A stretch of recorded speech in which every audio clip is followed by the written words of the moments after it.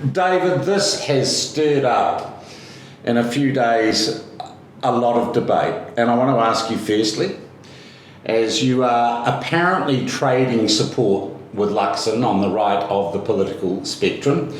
You're up to 15, that down 10 or 9 as the National Party has some resurgence.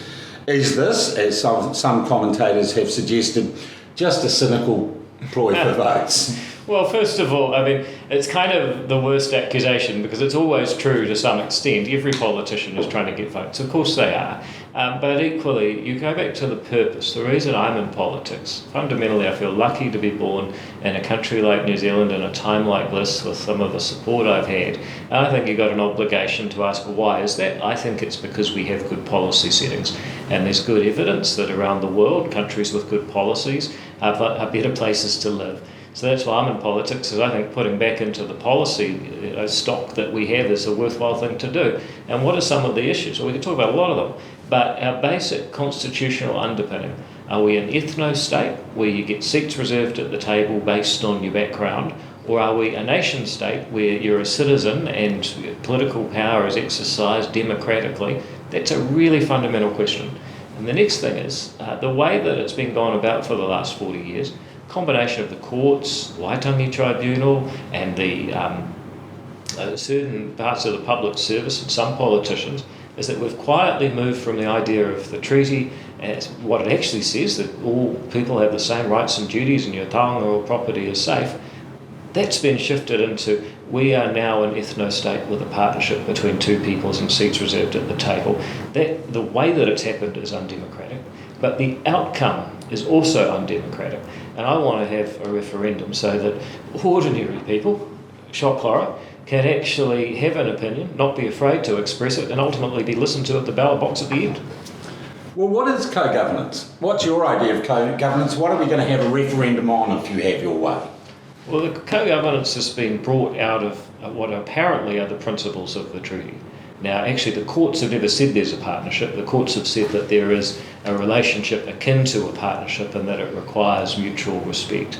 But however, what has been extrapolated out of that is that when we do anything, whether it's the new Polytech legislation, I got an email from someone yesterday who said, do you realise MIT and Unitec are now joined together and have joint Maori and non-Maori governorship? They've got co-leadership at a Polytech. Well, the same's true of Te Papa, the National Museum. Sure, and they have the right to do that.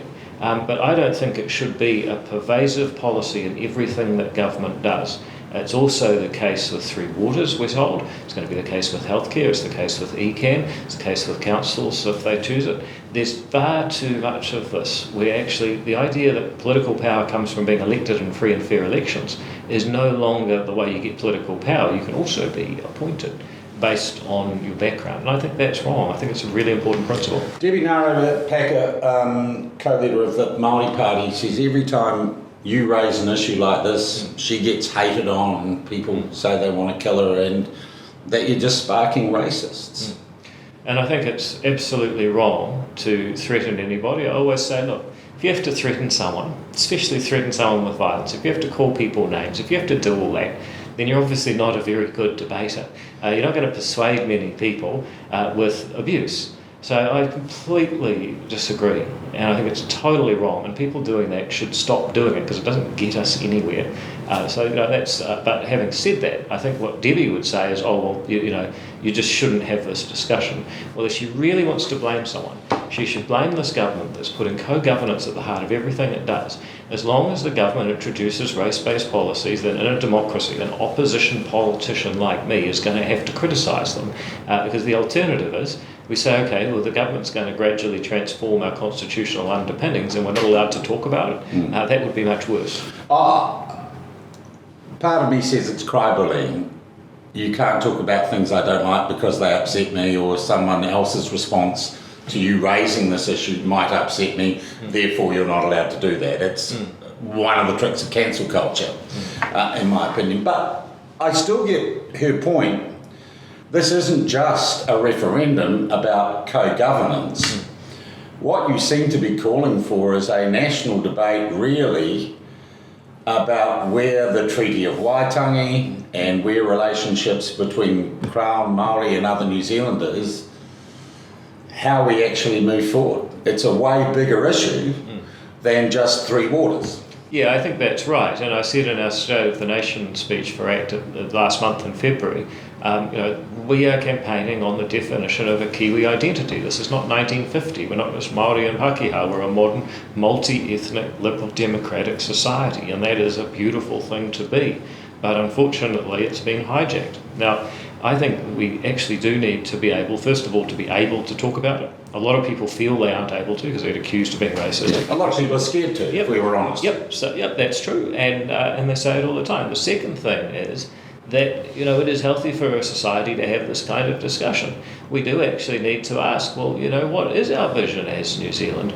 Is it to be open to the world? Is it a place where everyone's born with the same rights? Or are we saying that, in order to deal with inequalities in education and housing and incarceration and welfare and so on, that we need to become a sort of a constitutional oddity in the South Pacific, where we're sort of a democracy but sort of not.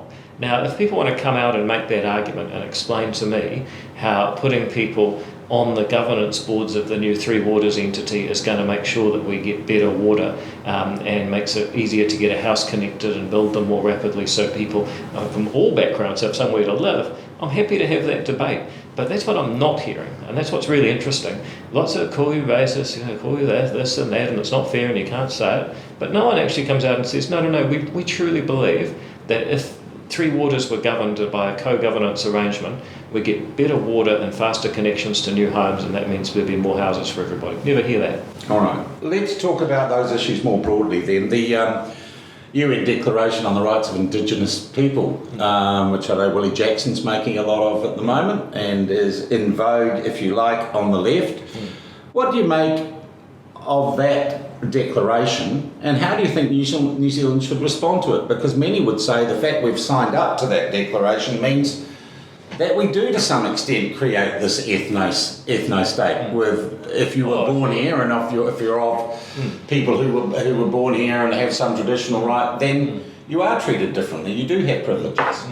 Yeah, but it's nuts and largely driven by countries that have much worse records of race relations than New Zealand.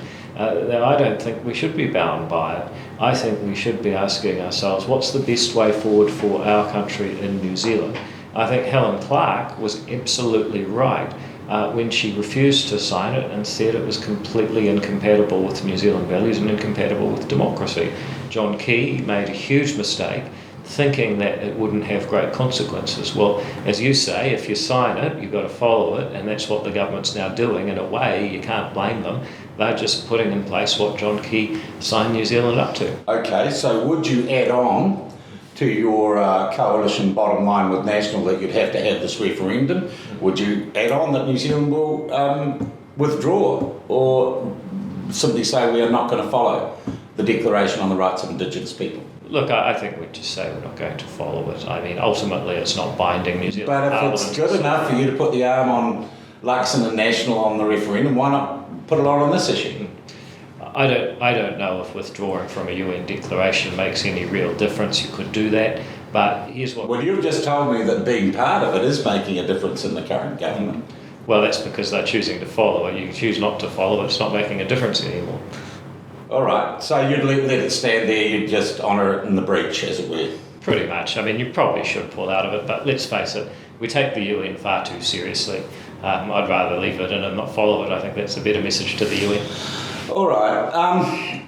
How big an issue, or how much of ACT's branding running into next year's election are these issues? And I've got to say, personally, I've looked at these issues over, literally decades in covering politics. And they are never quite addressed, and we tend to drift in one direction, though I would say I feel that New Zealand is now at a time where it has to have meaningful discussion amongst all people about where we go in the future. How big a part of ACT's campaign and where you position that for the next election is this, I'd say, seminal issue? Well, it's at least a third. We're talking about three things into 2023. One is that we've been discussing Kiwi identity. Are we a sort of weird constitutional experiment in the South Pacific, or are we a liberal democracy that welcomes all people? That's number one. Number two is a healthier economy. We have a situation where it just gets so much harder every year for people, no matter how hard they work, because fundamentally, in between bureaucratic and regulatory burden, you end up with far more of what you produce taken away. Good people give up. Those that are still going get more taken off them. Meanwhile, the group of people who depend on government gets larger. That's got to stop. We've got to make this a place where you can make a difference in your own life. That's important. And then there's healthy and thriving communities. We've got to make sure that that no kid in New Zealand has the best opportunity joining a gang. So it's about social policy, economic policy, and Kiwi identity. It's one of the three things we're talking about for the next 18 months. You're going to get some stick. Particularly in social media, and talking before this interview, you've reached the point with some say one of the largest state broadcasters, Radio New Zealand's Morning Report program. You won't go on with them. Do you feel that the media, or if you like, the mainstream media, against you and against the ideas you're discussing? Look, I think you got to give them credit where it's due, and first of all, Morning Report. I stopped going on there 2 years ago. Poland's gone through the roof, so maybe there's something in that.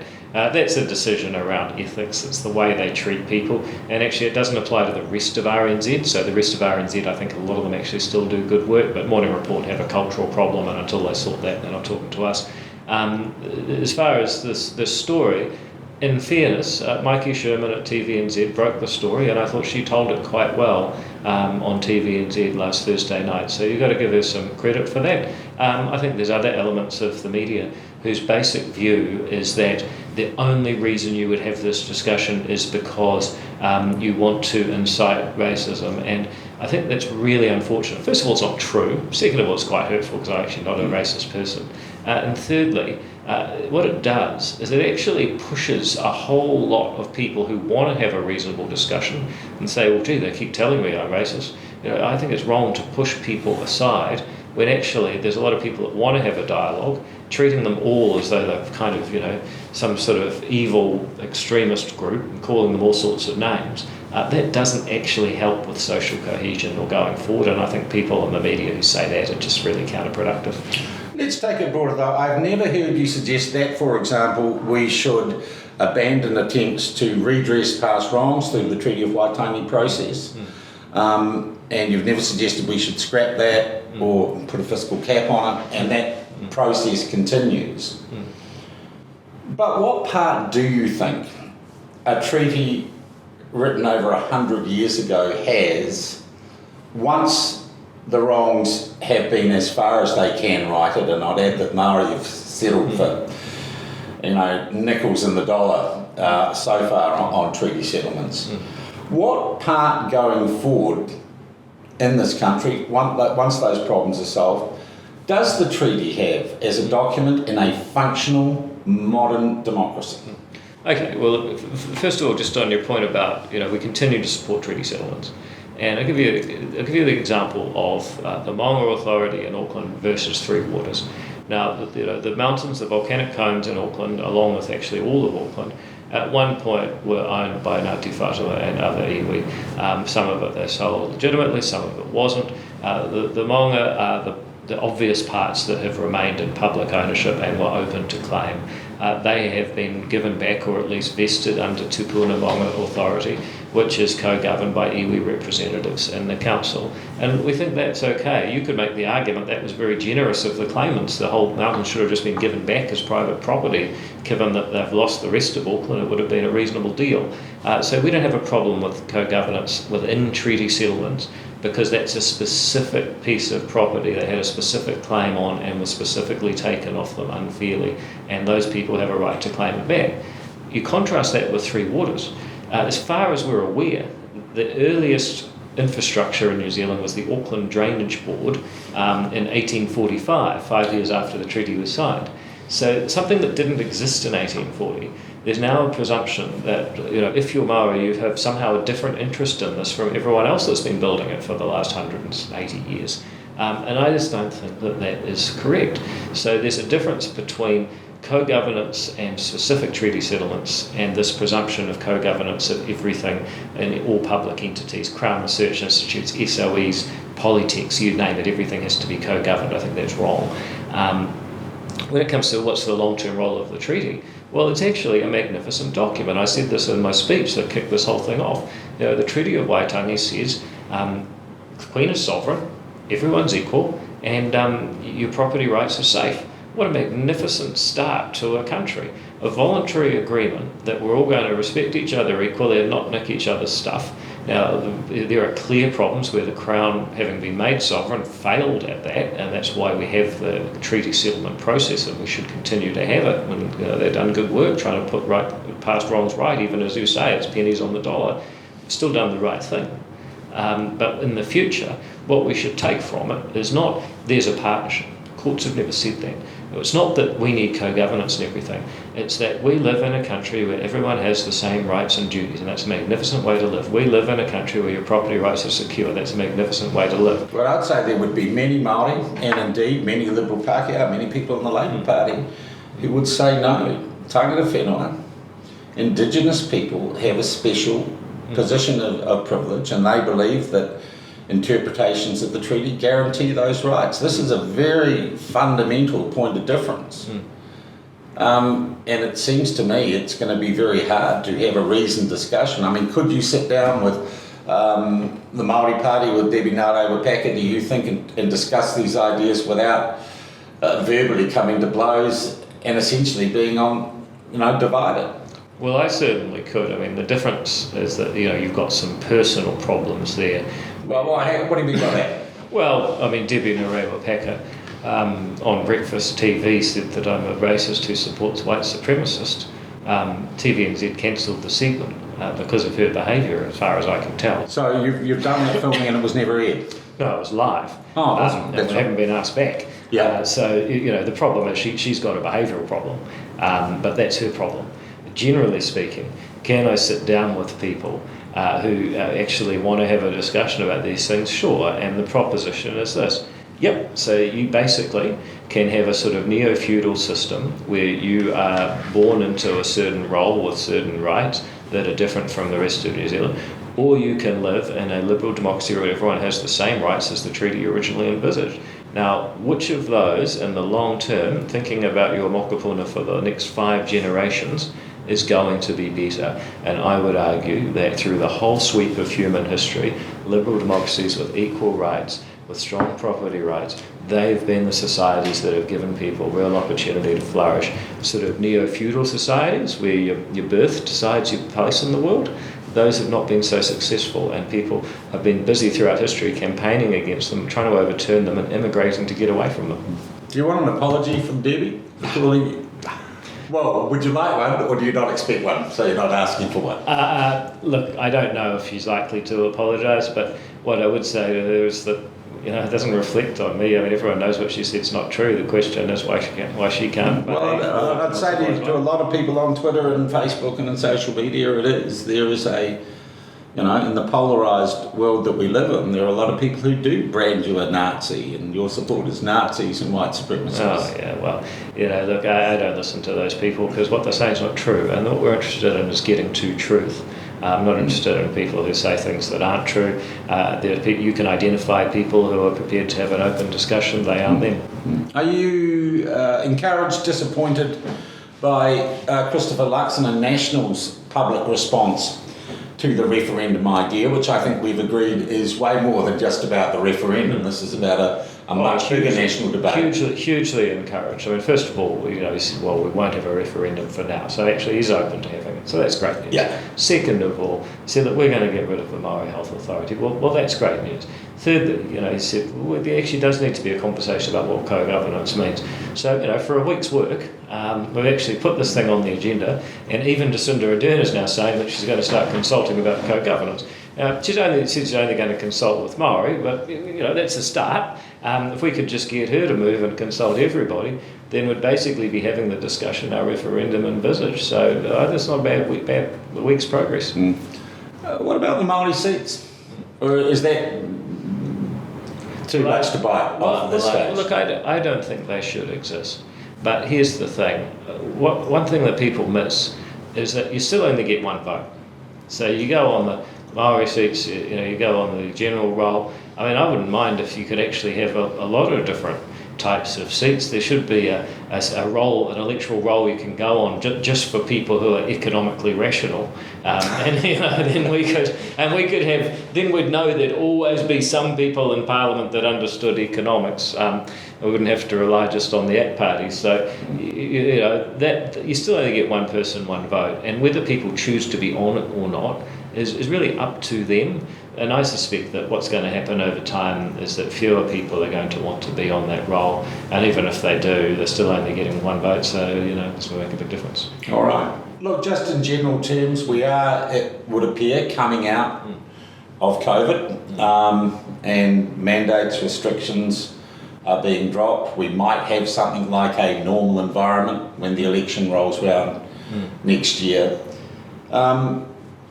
I'm not asking you for predictions, but who is your biggest opponent? I'm not going to say enemy, that's too broad a term. Who's your biggest opponent? Are you fighting with National for votes from the centre to the right? Is the Labour government your target, or are you having a side scrap with the Māori Party?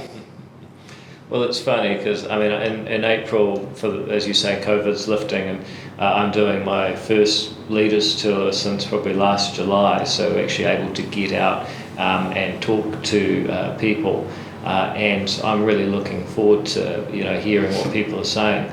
But it's funny when I'm in a room talking to an audience and taking Q&A and going back and forth with a group of people, we're not thinking about other parties. We're thinking about what's the connection between me as a representative and people who want to support ACT or people who do support ACT, and that's the real relationship. So I would answer, look, I don't know what other parties are up to, but if you're someone who wants, first of all, a Kiwi identity that's inclusive of all, healthy, thriving economies where you don't get, if your fruits of your labour are hacked off by the bureaucracy and their regulations every 5 minutes, and if you've got healthy, thriving communities where no kid's best career option is joining a gang, then have a look at our website, have a look at our policies, look at what we're saying. We can do a lot for you, and we'll take those values to Parliament and we'll work with whoever.